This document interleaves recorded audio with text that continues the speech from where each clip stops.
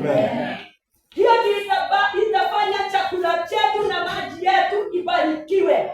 Kwa sababu tumesikia the voice of God na tumerespond to the voice. Tumeobey kupelekea wale ambao bado wanajifanya kama hawajasikia. Amen.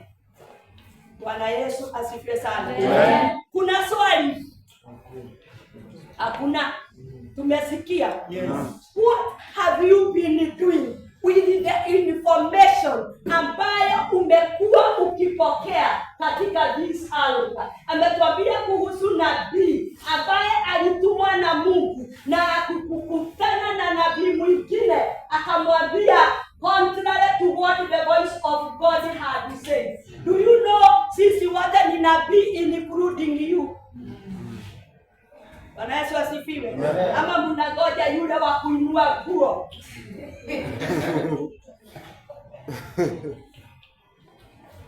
Unabii wa the word of God ndio unabii wetu.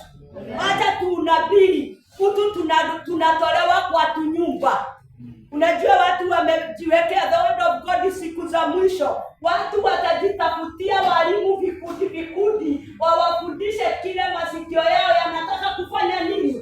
And this is why watu wana move kutoka kanyumba mpaka kengine wakapewe unabii. Unabii wako uko here in the word of God. Acha kwenda kuchafuliwa akili. Amen. Ukiambiwa sijui huyo mume sio wako, ukiambiwa all sort of things.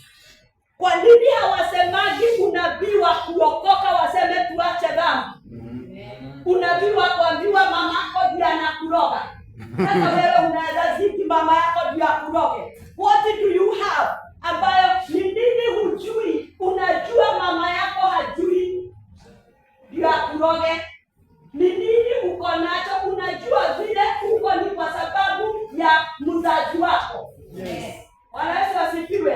Tuache hali cha kudanganywa. Chukua the word of God. Respond to the word of God. Na ukirespond to the message of the word of God, ifanyishe kazi.